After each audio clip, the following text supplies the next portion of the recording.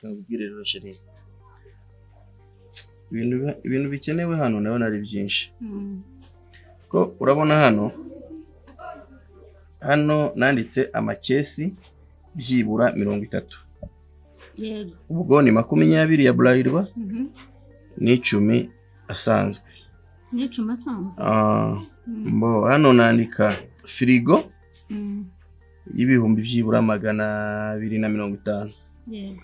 Mbo hano nishyiramo intebe za plastic, intebe byibura 100.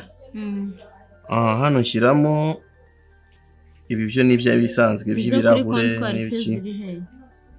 Kandi intebe zo kuri kontwari narazibagiye. Kontwari zirakenewe. Ibi nabyo ndashaka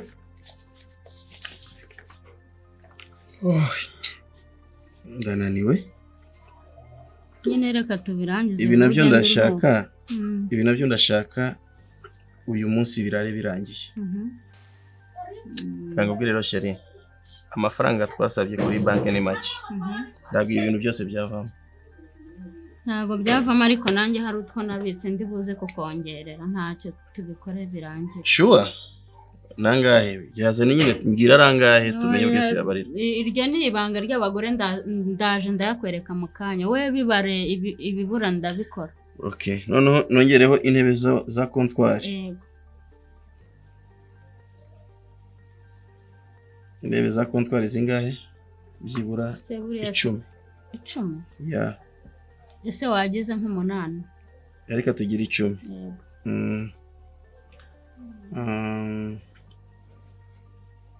Dukeneye na decoration.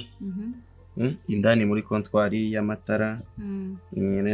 Harya hejuru navuze ko tuzashyira itapi. Hano ni ibintu byo mu gikoni ibi byose. Harimo amasahani, amasafuriya. Utazibagirwa na twa dutarana nigeze igihe wanjyanaga cyagihe mu kabari kwa Paul. Harya kuri Eurostar. Harimo dutarana sanze tumurika tumyasa. Okay. Natwo ntutwibagirwa. Turi ariko tunagura make. Ariko reka mfe kudushyiramo hano.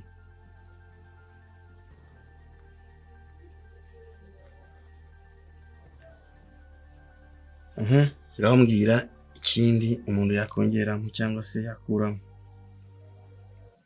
Ibi ngibi ndi kubona bihagije. Ahubwo ugende uzashake baba seriveri baba bambaye utuntu tugera ku buryo bazajya baduhamagarira abakiriya.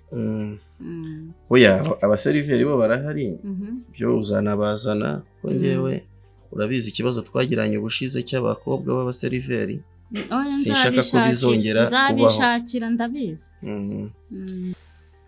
Urahamagara uriya muhungu. Se Inosa ari he?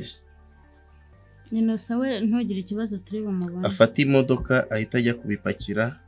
Kuko ngiye kujya mu mujyi ahita afata imodoka abipakire ahita bipakira bizane. Bari na byinstale babipakinge. Sibyo ibingibi by'amafirigo ni hano harimo n'imbabura. Imbabura ya mucoma. Hano harimo na gaze. Byose ndabigurira ahantu hamwe.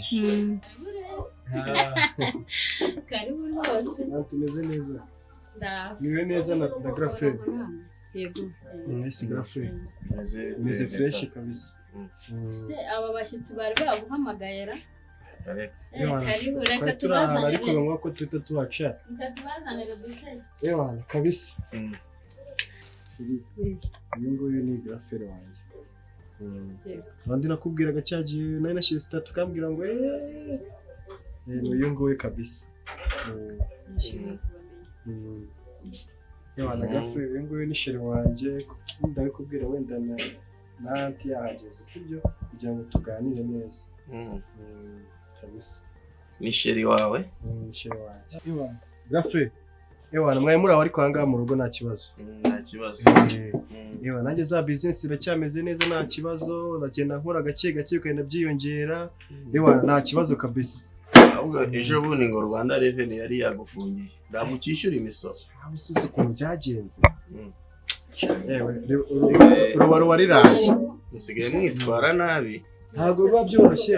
kubera ibintu byinshi byagiye bigahuriranya n'iki byo kurenzaho batwongeje urabizi ko batwongeje iminsi 30 ariko nyine biza kurangira nyine nguye gutyo uyu mufana yakoresheje niwe mukunzi wanjye mfite nzabera izuba akambera urumuri iyo niwe mwenda kurushingana sheri uyu ni andi grafere wanjye nakubwiraga aho ndakubwira kera tukiragira inka witwa ndetse muko mubwira ise nta kibazo mubwiye nta kibazo hano urisanga hano nta kibazo yitwa Ivete umutoni wa Sivete niko yitwa wanyene Nyagatare he ko hariya hose mbazi Nyagatare hariya hafi n'Ikaragira papa yitwa ndi hariya ndahazi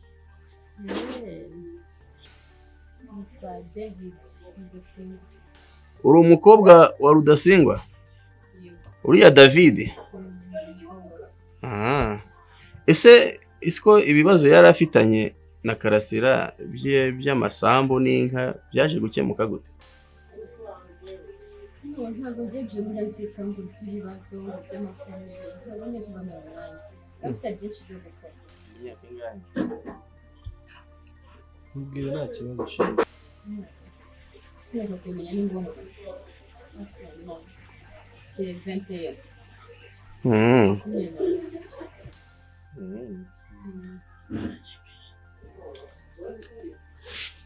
sheri tubonye umukazaza rwose nababwiraga rwose nakushirisa tugomba kubigira vuba vuba hari ikibazo se grafere niyo ndi nakubwiraga kabisa omanje mutari kudushyikira se natwe abantu ubu turi kwitegura imyiteguro yarigeze kure nuko yari atinze kubibabwiraho ariko ubu ngubu noneho yare nta kibazo kabisa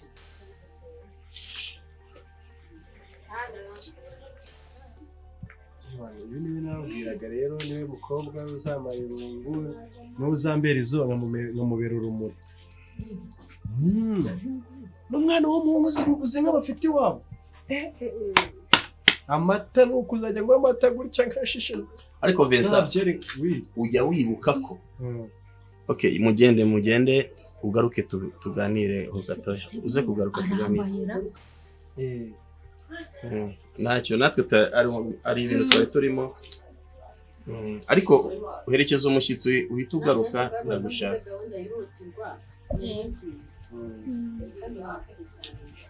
buri ubutaha tuzagaruka mbazaniye invitation amugezane mbere ariko ugahita agaruka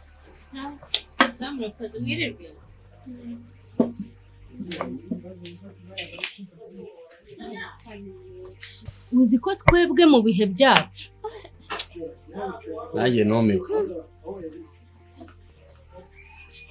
uzana umukobwa kumwerekana yambaye ubusa burasa arambaye ziriya ni style zigezweho i Kigali ngwenke ziriya ni style zigezweho i Kigali ariko Vincent buretse Vincent data utubyara uramuzi hari isura yo uzi mama ndi yapfuye agusiga ufite umwaka n'igice singe wakureze ugakura kugeza amaginga yangaya none uratinyuka ukazana idayimoni nk'iriya ishitani nk'iriya ngo niwe mugore mugiye gushaka urasebye umuryango wacu mwese buriya muramunenga hoya genda urumva ukomeze uwenyegeza uriya muriro wowe ubwawe wenyine ni wowe uzashongesha ese wabuze abambarara